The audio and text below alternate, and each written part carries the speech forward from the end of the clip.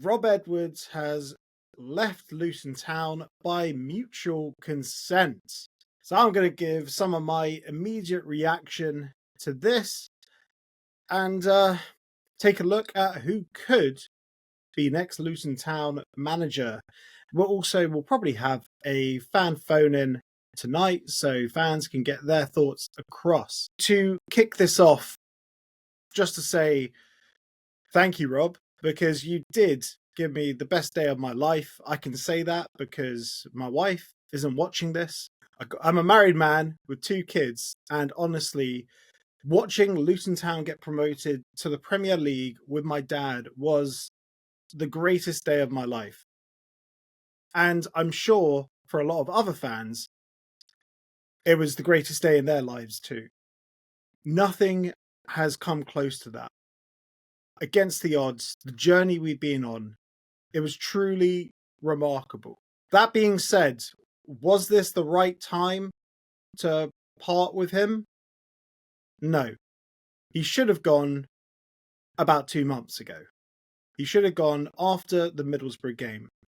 In my opinion, I thought he should have gone after the Sheffield United game because that's when it really looked like he was out of ideas. But nevertheless, this is where we're at with 20 games to go, and Rob Edwards has now left the building. It's quite tough to put words together on it because it's sort of like ends of an era. Although he was only here for just over 100 games, he was here for over 2 years. It still feels weird that he's gone. But at the same time, I feel Rob had run out of gas. The team on the pitch had gone into a tailspin, and there was no escaping relegation, in my opinion, without exiting Rob Edwards. Don't get me wrong, though. Rob still leaves with an incredible legacy, and down the line, this season will be forgotten. I think, yeah, down the line, it certainly will. It won't be right now. Everyone's very raw to it because we're in it currently, living it in the here and now. And there's uncertainty as to whether we're going to survive relegation. Right now, it falls on the board of directors to make sure that they get the next appointment exactly on the money, because there's very little margin for error. When Rob came in, he did a very good job. But sadly, as the team has now been built in his image, and he's had a big say on who we bring in, unfortunately, it just hasn't worked out. He came into a team that was well drilled, only 2 points off the playoff under Nathan Jones. And I would say they had had a little bit of a wobble in the sense that Nathan Jones had obviously been tapped up by Southampton. And then as soon as those conversations started, the performances on the pitch started to struggle, culminating in that game against Stoke, where it was all but confirmed that Nathan Jones was leaving.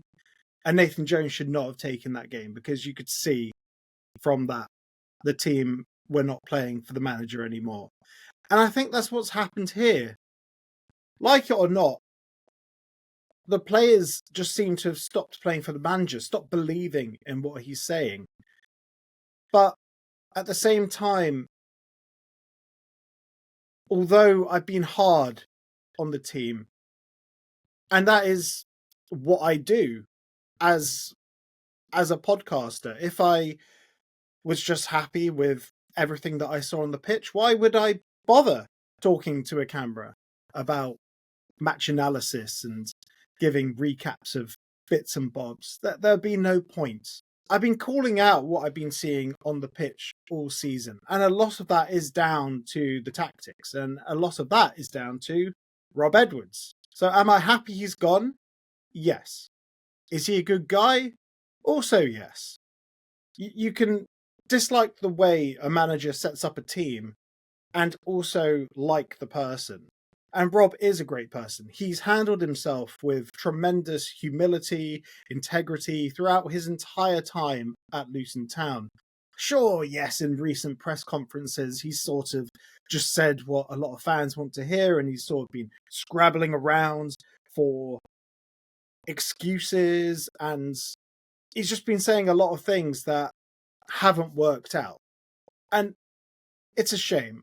He's been trying, but he's out of ideas. And I think it is indeed for the best that the club move on and that we part ways right now. However, after the 2024 that we've had, and I'm talking about the entire year, so the back end of the Premier League season running to the end of 2024 when we were just struggling, Rob was very open in the sense that he took a Nathan Jones team and he said with the promotion, he didn't have to change much. Do I think that Nathan Jones could have got Luton Town promoted that season had he not been tapped up? I guess we'll never know, because Nathan Jones had to scuttle off to Southampton for that ill-fated managerial term, didn't he? But the reality is Nathan Jones got a far inferior Luton Town team to the playoffs the previous season. I do think we would have got to the playoffs again under Nathan Jones, but as I said, we'll never know. Rob had the benefit of a imperious Marvellous Nakamba, a marvellous Nakamba, and also Cody Drammer. Those were probably signings brought on by the recruitment team, but at the same time, you need a manager up above all of it to stitch it all together. So for that reason, what Rob Edwards did in leading Luton Town to the Premier League can never be taken away from him. That is an achievement. It really is. But at the same time, when Rob started going away from Nathan Jones's tried and tested formula and started putting his imprint on the team, it started to go a little wrong. For the first half of the season, minus the first two games, we only lost by more than one goal twice. And that was against Aston Villa and Brentford. And then we had that little flurry sort of towards the end of 2023 and the beginning of 2024, where we had that tremendous Arsenal game, we had that Liverpool game, and it culminated with that Brighton game. And I mentioned that in my first ever post-match I did after Burnley, that Brighton game was the sliding doors moment. And I feel Rob's stubbornness sort of emanated from that Brighton game, because we blew away a team who were in European competitions. And last season wasn't a vintage year for Brighton. I think they ended up keeping as many clean sheets in the league as we did. But we blew Brighton away, 4-0. We were 2-0 up within 3 minutes. And I feel that gave Rob kind of a false dawn. And then after Newcastle, where it got figured out, we chucked away a 2-goal lead. It sort of went downhill from there. And it started with Sheffield United. And then it continued into that Bournemouth game, which sort of typified the stubbornness. When you're battling relegation, pragmatism and points trumps performance and looking good. And ultimately, we should have gone for the pragmatic approach to try and claw as many points as we possibly could, but we didn't. And that sort of continued into this year, this season. It's been a shame watching Luton Town, because at the same time, we're very easy to play against, and we need a new voice from the dugout. We do. And that is what we're going to be getting. But as I said, I'm critical because I care. I wasn't happy with what I was seeing on the pitch. And at the beginning of the season, I don't think a lot were, but at the same time, people didn't want to call it out. I was happy to call it out. There's a nice touch here, though, because both Rob Edwards and the club have released statements, and both of these are on the official website. I'll read the club statement first. It goes, Luton Town Football Club can confirm that Rob Edwards has left his role as manager by mutual agreement. Rob was appointed in November 2022, and once the championship had resumed following the break of the Qatar World Cup, together with assistants Richie Kyle and Paul Trollope, who took over a side sitting 10th, 1 point outside the playoffs. The trio guided the Hatters to third place, including a first derby win in front of fans for 17 years. What a day that was. Then a stunning playoff semi-final success over Sunderland before winning promotion to the Premier League with a penalty shootout victory over Coventry. They gave a generation of Luton Town supporters the greatest day of their lives at Wembley, 27th of May 2023. Very true.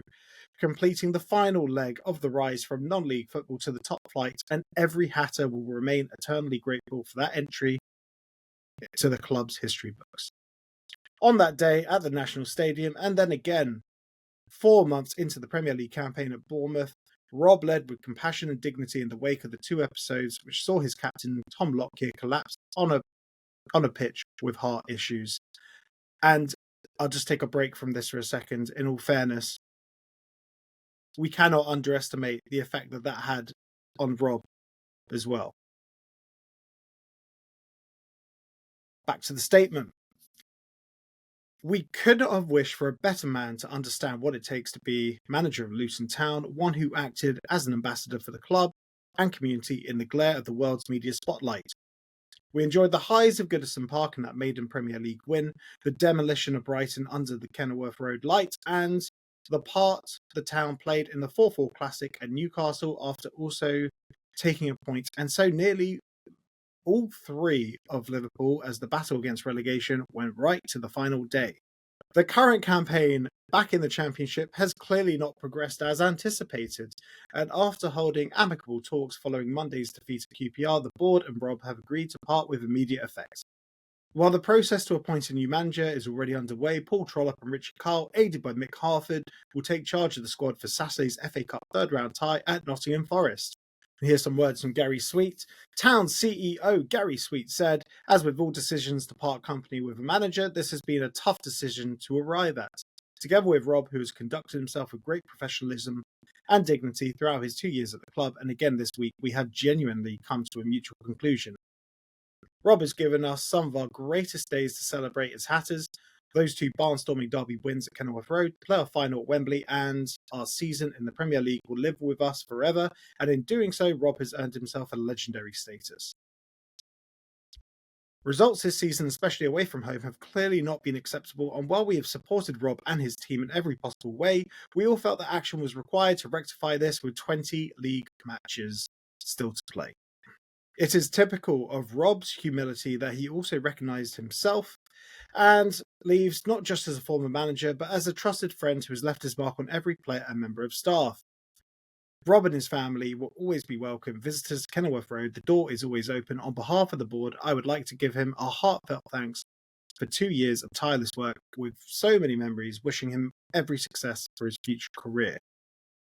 Like, going back to the legendary status thing, it's very true. Look, Claudio Ranieri, he won the title with Leicester, and he was sacked, I think, a year or 2 years afterwards. It happens. And Ranieri is remembered as the man that won the title with Leicester. He's not remembered for the absolutely shambolic season that followed. And down the line, Rob Edwards will be remembered very fondly. But the season here and now, as I said earlier, because it's current and there's a lot of fear that we're going to get relegated, I think maybe a season or 2 down the line, people will be remembering Rob Edwards' tenure a lot more fondly than they are now. Because on social media, people with the personal stuff, say what you will, I never really got personal. But some of the stuff I'm seeing on social media, nah, not for me. So, who could take the reins next? There are some interesting names in the betting. Surprisingly, Steve Cooper currently leads the way. He's one that I would very much want at Luton Town. Been a big admirer of Steve Cooper for a long time. And I feel he is, quite possibly, he is the true successor to what Nathan Jones was at Luton Town. No frills football, direct, but tactically very astute. And I hope he's one that we're actually talking to. Other names on the list: Nathan Jones. Can't imagine him coming back for a third time. Gary O'Neill, who's out of work since being fired by Wolves. Russell Martin, who's out of work since being fired at Southampton. I don't think he's one for us at all. If we bring in Russell Martin, I can say with some conviction we will get relegated. I don't want to see that style of football. Not at all. No. And Stephen Robinson's also there. It wouldn't be a manager idol without Steve Robinson being on the betting sheet. But at the same time, I don't think he's up for a job in the second tier of English football. But anyway, long-winded, very sorry about that. Those are my immediate thoughts about Rob Edwards and his time at Luton Town and my reaction to him leaving. We're going to have a phone-in, so it'll be in the comment section below. Make sure you click that link, hit the bell, and you'll be reminded when we go live. It'll be live at 9 p.m. tonight if you're watching this. So that's Thursday night. If you're watching this on Friday, you can always listen back to it. Just check it in the comments section below. Click it and you'll hear Luton Town fans giving their thoughts on Rob Edwards leaving Luton Town. If you're new to the channel, why not hit that subscribe button? Loads of Luton Town content, even championship content. But that's all from me, and I'll see you all later tonight at 9 p.m. for the phone-in. As always, come on you Hatters, let's go get Steve Cooper. Yes.